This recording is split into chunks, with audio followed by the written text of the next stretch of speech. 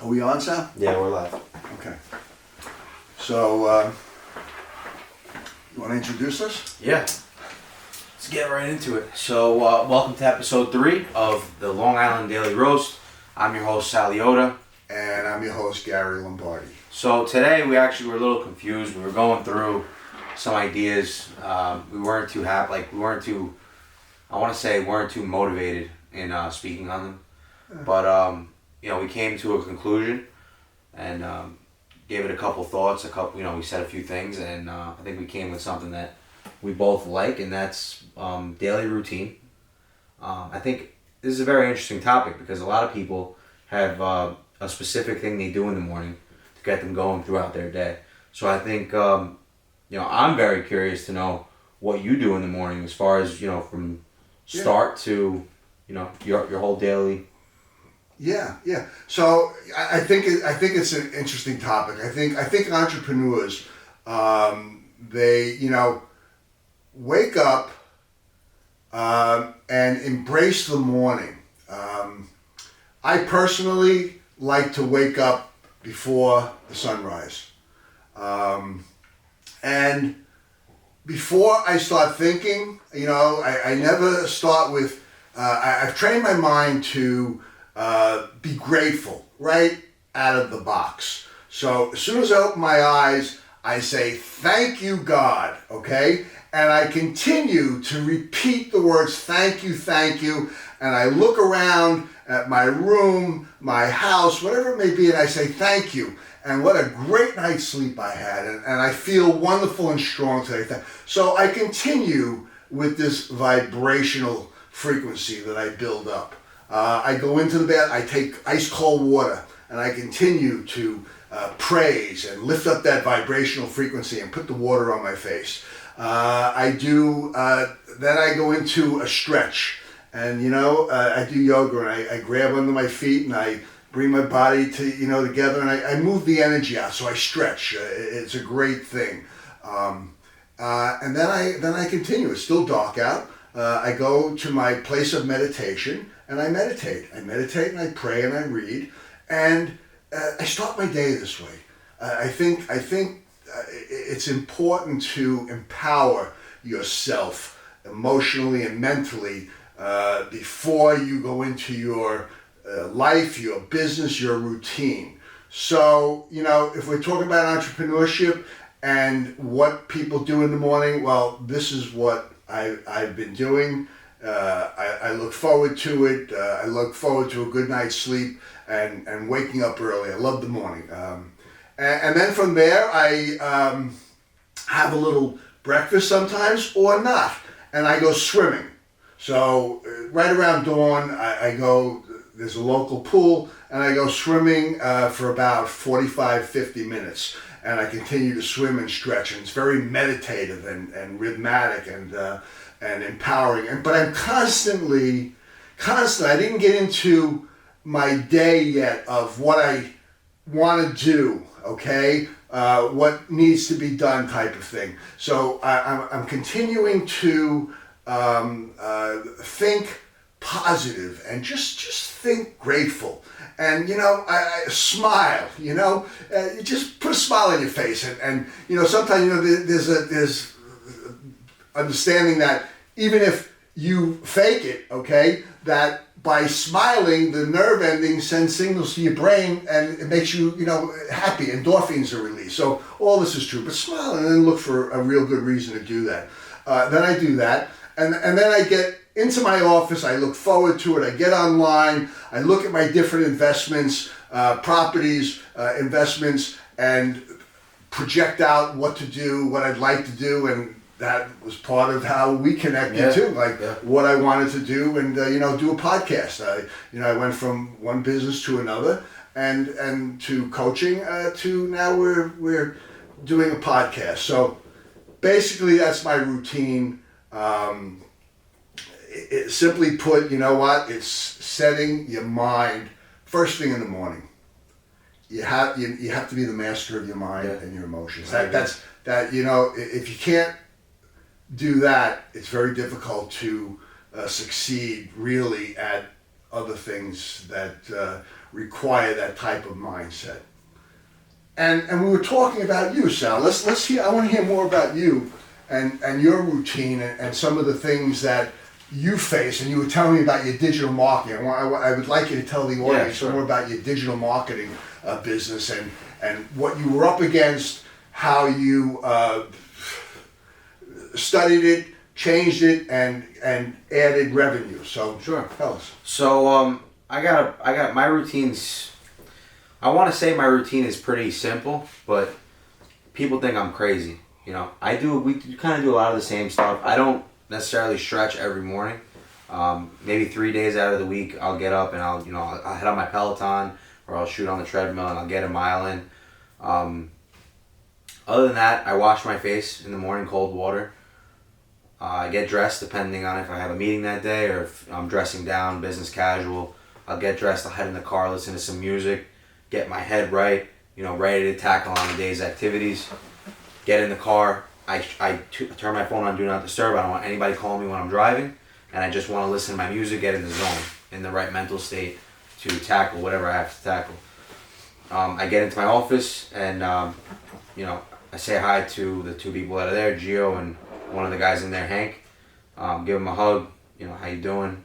Head to the kitchen, make myself my second cup of coffee, head to my desk, and then I start writing down my tasks. So, like Gary was saying, I have a digital marketing agency. So where is your office, Sal? I'm actually located in Hauppauge. Hauppauge, and you're in Glen Cove. Yeah, so I got a pretty decent drive in the morning. It's exit 57, so it's like a 45-minute drive in the morning. So you set your mind in the morning, take a nice ride. A lot of people find the car very meditative and relaxing to get started. I open a window, even when it's cold out. I like that cold air. Fresh air. Yeah. It gets me going.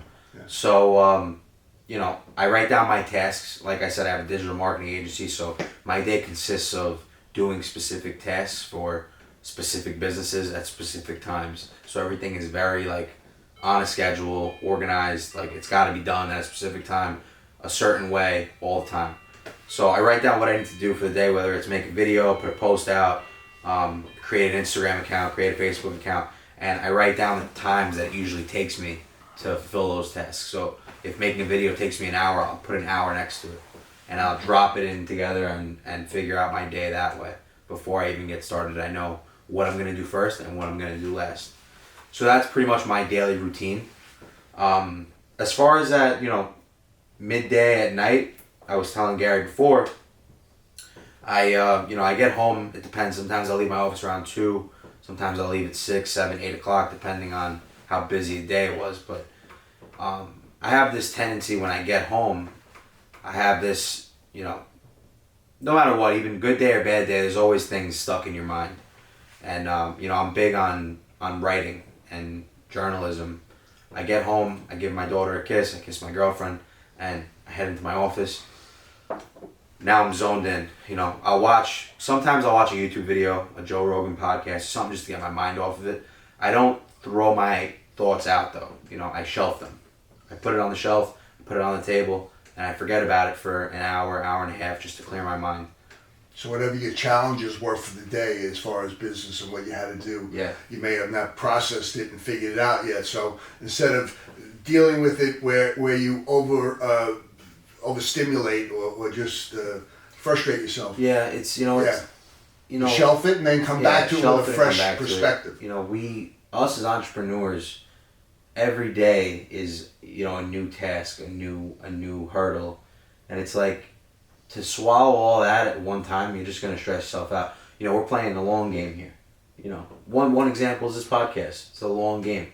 For us to stress out about certain things along the road. I've learned to, when it's difficult or you don't have clarity, you do what you can do. You work at your situation, your dilemma, and then at a certain point in the day, you let it go. Yeah. Again, you train yourself to let it go to sleep, and usually with a good night's sleep, your mind processes and you wake up with a different perspective. Yeah. And sometimes if it's a big decision that you have to make, you need a couple of nights to sleep on it to wake up and make that decision. Especially if it's something like altering your business or taking a new direction. Is it right or wrong? If you're in the midst of all that's going on and trying to make good judgment calls, of what you want to do, it's good to clear your mind and do that. For sure. Yeah. See, I have a problem with, you say sleep on it. I have a hard time sleeping, knowing that there's things I need to finish. Okay. So, like I said, I'll, after I watch that video, clear my mind, I'll take those thoughts, I'll bring them back into my head, and that's when my notebook opens up. And that's where I'm writing down, okay, listen, this is the problem that we're facing. These are the ways we can go about it. These are the ways we can resolve the problem. And then the last bar is how we're going to resolve the problem. And then how fast can we do it? How efficiently can we do it? And that's how I tend to do my ideas. So I had one example, me and Gary talking about it. I found it very interesting about your digital marketing. So Sal, I'm getting clear on you on that business that you have. So you're a marketing agency, and essentially digital marketing. So online, how to promote how they come to you. Sal, I got a business. Here's my business. How can my revenues are not enough. I need to increase. And you go to work with your partners and create a scenario for their business. Yeah, we create strategies and content that they can put out to the world. And when I first started the marketing agency, and this is something we didn't speak about before, but I'm going to bring it up now. We were going to door with packets. We were going to every single business, pitching business owners, listen, we would do our due diligence first. We'd be online, we'd look up the users. We would, let's say Frank's Pizzeria. All right, I'm looking up Frank's Pizzeria. I'm looking at their SEO. I'm looking at how many leads were generated. I'm looking at their Instagram accounts, their Facebook, how many followers, how many likes. I look at all that. When's the last time you posted? And I take their scenario, and I would make a pamphlet for them specifically. Okay. Which was a good, it was a good model. You're approaching them where it hurts. Model. Yeah. You're hitting the business owner where it hurts, plain and simple. Whether they like it or not, this is something they're lacking. So if they haven't posted in 2 months, I would exploit that. I would say, listen, you haven't given any of your fans or your audience a post in 2 months. Right. How do they even know you're still in business? Yeah. You know what I mean? So I would approach them on things like that. And I came across one business owner, and the thing he told me really changed my whole idea of my business and how I would go forward, especially where I'm at now. He said to me, you're telling me you can get me digital clients, right? I said, yeah. He's like, so how come you can't do that yourself? Right, that's what here I am handing him a paper packet, and he tells me that. And I was speechless. Yeah. That was the first time in a very long time that I was starstruck by the words that he told me. And you know what? He was 100% right. Well, that's great. That's great that you can see that. That's just good constructive criticism, and that you could see that about yourself. Some people would just defend themselves. No. Oh, no. I don't have any flaws or weaknesses. No. So that's a big plus. When you have a guy who's been in business, I'm talking to a 50-something-year-old man who's been in business for 25 years. Yeah. And here I am walking in thinking who I am, and then, it was... Listen, at the end of that conversation, we shook hands, and I actually thanked him. So then, what did you do for your business? So I headed home that night. Like I was saying, I take those thoughts, and that was the one thought I had in my head. I'm like, how can I get more clients digitally? Especially because I'm a digital marketing agency. This is something that I can offer to my clients, something that I need to be offering. I can't, So really, he did you a favor. He did me made you aware of everything. A loophole in your business that could increase your revenues. Yeah. So here I am. I got home. It was probably 8:00 at night. Sat down, did my whole thing, and I started writing down in my notebook. I said, okay, how can I up my digital marketing game as far as getting clients? How can I convert more customers from other states? Do a lot more remote work, so I don't have to actually go and take pictures. I can actually do more work, but actually do less at the same time. More efficient. More efficiently. Yeah. So here I am now. I'm going over everything. I love that being more efficient. Yeah. Better mousetrap. I'm looking at ad campaigns, lead funnels. Then I stumbled across email marketing. I know what email marketing is, but I actually never set myself. I was always lazy because I felt like emails, no one really uses them. But the God's honest truth is 85% of the world has emails, and it's the most open platform in the world. You're more likely if somebody open an email than a DM on Facebook or Instagram. It's just facts. Okay. Good. So here I am sitting there. I figured out a platform that I could store my email list, contacts, businesses that I work with. So I had the list now. I had where my platform where the list was. I checked it off my journal. On to the next thing. How can I get more emails from qualified, people? How can I get more qualified leads? So here I am. Now I'm trying to figure out a funnel. Now advertising is my strong suit. I know how to advertise. I know how to market. And now I just need to put the two together. So here I am. I made a one-page landing page that pretty much said, download the free ebook on why digital marketing is so important for you, right? So now I'm directly marketing this thing to small businesses, entrepreneurs, larger businesses. And, I wasn't necessarily going for a specific location because I knew that I could do this work remotely and I could work with a lot of other clients. So I sent this lead funnel out. I attached my email list to it. And every time somebody would sign up for the ebook, it would prompt them to send their email. So I'm hitting them once.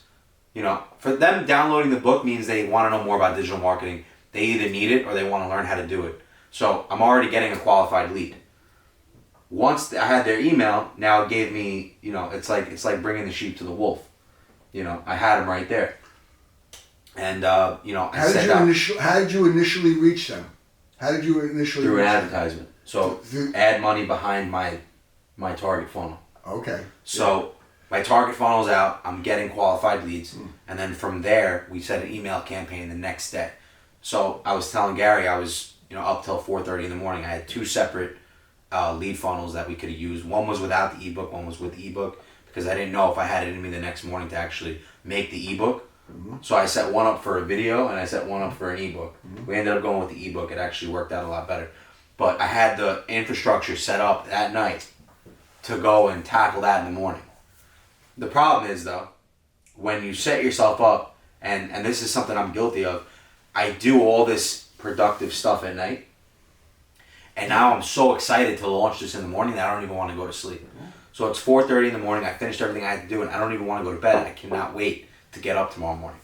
So that's where we were talking before, where, waking up motivated, and I do things at night to drive me into the morning. Yeah, everybody's different, and whatever motivates you and wherever your brain works best, that's where you go. You gotta be aware of who you are and what you do. So you did this. So in what period of time that you were telling me that did you increase and how much in revenues did you Within increase? a month, we generated another 4,000 leads, strictly email. I want to say dollar per spend. We put about a $4,000 or $5,000 ad out there behind the lead funnel. That translated into 5 or 6 business conversions nationwide. So it wasn't New York. These were states that I would have never even been to. Clients that I would have never even met, and it translated into over $24,000 a month in recurring revenue from these smaller businesses. 24,000 a month. Fantastic. So that's great. I think, yeah. Yeah, so, Yeah. Email marketing, now I can offer it to my clients, now that we have the list and we're building lists for our clients. So it's just another tool I got in the tool belt, I needed it for my business, but now my business offers it to others. So it's, you got to remember that, like, there's an old Italian saying, my grandma used to say it to me, imparate un'arte e minta la parte. And it pretty much means learn an art and put it on the shelf. Because you never know when you're going to need it, you know what I mean? Right. Learn a skill and shelf it. Yeah. So, all right, terrific, fantastic, Yeah. All right. I went on a rant there, huh? I went on a pretty... No, you know what? I think when we look back at this, I think you conveyed, it gave a sense to our audience of more of what you do and who you are and how you go about it, and I think that's important, and I don't think it was a rant at all. It gave me some insight also. We were talking about, and I guess one other little area, so how do you keep your mind so you have all these new challenges that come up. Well, you explained it. You get excited about the challenges. you get excited about you stayed up until the morning, and then you get excited about it. Yeah, I kind of set myself up to where it's like, I could have the worst day, and I just set myself up in this way of thinking where it's like, you know what, tomorrow's a new day. What can I do right now to make tomorrow better? Okay. And I'm always building that up. I'm building my next day. I start off Monday, and I heard you said you like Mondays. I like Mondays. I've learned to shift my perspective that I take Monday as a relaxing day, and I go into the week looking forward to it, where I can enjoy a Sunday night. That it's not like you can enjoy Sunday, but a lot of people come the evening, they start to get those jitters that the morning's coming, and the different things I have to do, and I gotta go to work again, and it's sort of like puts a damper on their Monday already, and didn't even get started. And I'm part of that, and I just said to myself, you know what, I want to change. So over the years I've changed that, and I get up and I take my time on Monday. See, I'm the I opposite. put myself in a position that I can do that. So Yeah, I'm grateful of for course. that. But yeah, I wish. Monday for me is like. a lot of Nah, I people- don't hate it. I really don't. Yeah. Ever since I started working for myself, I couldn't wait for Mondays either. Yeah. But you know what it is? You start to realize that when you're an entrepreneur, there's no such thing as really a day off. Our weekends are not actually weekends. Yeah. No. They're like, look at us. We're here on a Sunday. We never. Granted, this doesn't feel like work, nor will it ever. But Right. We're still doing something. We're always being productive because it's a 7-day-a-week thing. That's why I really wanted to do a podcast of sorts. And I know we have a lot to do and to refine it and make it better, but that's okay. But this is something that, you want to do things that you can make pleasurable and enjoyable. Of course. And I thought this was wonderful. But yes, there's no schedule. When I was in the antique business or whatever it was, you did what you had to do. You didn't have this time schedule, Yeah. So, I think a lot of people mentally struggle with that thought, where they're like, I left. There's a trending sound on TikTok right now, and it's like, I left my 9-to-5 job because I didn't want to work a job. Now I work for myself, and I work 24/7. And it's the truth. Yeah. But it's a different type of work. Different, yeah. You know what's out? Yeah, different. Like you said, it's Sunday here. It's I don't know, maybe 2:00 in the afternoon, and you know what? It's not as, they talk about if you want to succeed at something, there's certain things you need to do, and one of them they use sacrifice. You got to make sacrifice. You know what? So it's Sunday, but I don't look at it like painful as a sacrifice. It's something that I'm willing to give up because this is more pleasurable, and what it's going to bring in the future is more rewarding. Yeah. So with that in mind, it's like, okay, so if you want to call it a sacrifice, I'm willing to do that, Yeah, and so that's where my Monday kicks in, where it's like, I'm excited, I get to continue on. Like, tomorrow I'm actually excited about because I have some work. I'm excited about work that I have to finish. Yeah, You know what I mean? I have work that I was supposed to do last week, but I got caught up in some meetings. I didn't finish it. There were Mondays. I'm in the same place. Yeah. I look forward to Monday. We had closings happening, or we're going to have a meeting or something. You look forward to it. I'm not, it's not every Monday. It's just, in general, I've changed that mindset that I don't let Mondays stare me down. Yeah. That's all. I've honestly, Mondays got worse for me, but honestly so did Fridays. Because, like I told you, I build up my week. Monday for me is very hard to get through sometimes. It's hard for me to get up and really get my head, snap out of it. It's Monday. You got stuff to do. Get to work. Let's get this thing going. But by Tuesday I'm back. Tuesday I'm in it. Mm-hmm. I have my tasks for the week. I know what I'm doing. Wednesday I'm on a roller coaster. I'm killing it. Yeah. I'm speeding through things, getting things done, highly motivated. Thursday comes, I'm unstoppable. Yeah. Now my mind is right. I get to Friday now, and the excitement and euphoria that I'm getting out of my job, what I do for a living, the thing that I built myself, all those thoughts are kicking. Like, look what you built for yourself. You work for yourself. No one tells you anything. Then Saturday comes, no one's at the office, and you're back to that. Okay, I'm working from home. What do I got to do? Yeah. But there's conversations and meetings that we have in the office that put you in a different mindset than when you're at home trying to work on those same tasks. So it's weird. Like Friday, I get to Friday and I just go all the way down, you know, where I'm trying to relax, still doing work. Yeah. You know, it's weird. I can't really explain it in a way where it makes a lot of sense, but it brings me back to Monday where I'm trying to build up again. Yeah. So I think we're good here, right? You know, what do you think? yeah, I mean, I think that's definitely a good. That was a really nice topic as far as the routine and what does your nights look like? My nights are very, you know, early to bed, early to rise.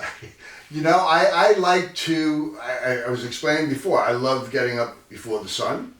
I'm most productive. I know myself well enough that I'm most productive. I do my best thinking, my best work in the AM hours. So I'm starting, depending on the season, 4 or 5 in the morning. Okay, and I'm an 8-hour sleeper. I really enjoy my 8 hours. Okay, so that means, you know, do the math on what time I like to go to sleep, and that's fine by me. But before that, I like to finish having whether I've completed the task or not. If I completed it, great. If not, I put it on the shelf, on hold, okay? Nothing else to think about. I've done all I can for this situation. Tomorrow's a new day, and I let it go so I don't take it with me into the evening. So I don't have a problem falling asleep type of thing. So to answer your question, my evening is something that I calm my mind and body, and I just, I don't bring all these thoughts, and I don't bring the day into it, and I look for, to me, it's a very spiritual thing, sleep, a good night's sleep. It's just, you know, you do a lot of processing, the body rejuvenates, it's a wonderful place. And then to wake up before the sun and be able to meditate, pray and vibrate and raise that frequency. And I don't think I mentioned I play guitar, and so I do my vibrational, and I read, and I continue to thank God, but I also take out my guitar and I strum, because that's a frequency. So I bring that vibration. I'm pretty big into vibration, you know, because everything does vibrate. And it's a positive vibration. So that's my evening. And you now with the baby, and you know, how's your evening? Yeah, see, like, I do my whole routine where I'm, you know, the one I just spoke about. Yeah. But, you know, it does get interrupted a lot now with the baby. Yeah. The baby likes to scream, and she's always hungry, and then, you know, you make her the bottle, then she doesn't want to eat it. So it's like, I don't really get much sleep at all. Especially because the baby's here. Yeah. But I don't know. I do my most you relax your mind at night. Yes. Mine turns on. Yeah, I know people like that. They turn on at night, and they're night owls. Mine relaxes. Yes, go ahead. So you know, because I'm tackling a few things. So do you after the baby's asleep, or you don't know yet? She could get up. Yeah, she gets times. up. Okay. She has, they call it colic hours. Yeah. You know, 9 o'clock. She's a bull. Yeah, 9 at night. Yeah, 9 at night. Then she'll wake up at 1, and then sometimes she'll eat the whole 5 ounces and then pass out all the way till the morning.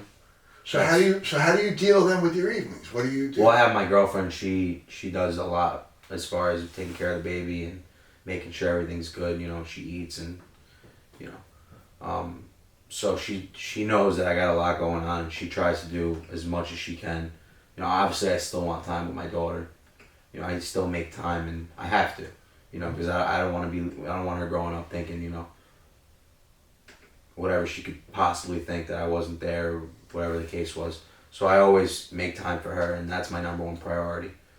But when she is sleeping, you know, then I'll finish up the tasks throughout the day that I, you know, needed to do, and that's pretty much my evening. But all right, so. All right, I think you know, we'll have another topic next week, right? Yeah. So next week, Valentine's Day. Yeah. Sort of wrap it up. We don't want to go on too much with it right now. Yeah, we're gonna fire Sal because we didn't record an hour of our video. Yeah, we'll know if the rest of the podcast was filmed in like a little bit. I hope so. So in any event, so let's. Yeah, we'll close off here. Yeah. Thank you guys for tuning in to episode 3 of the Long Island Daily Roast. Again, I'm your host, Sal Yoda. I'm your host, Gary Lombardi. And we appreciate you guys watching. Please have a great rest of your weekend, and we'll see you in the next one. Ciao. Ciao. Okay.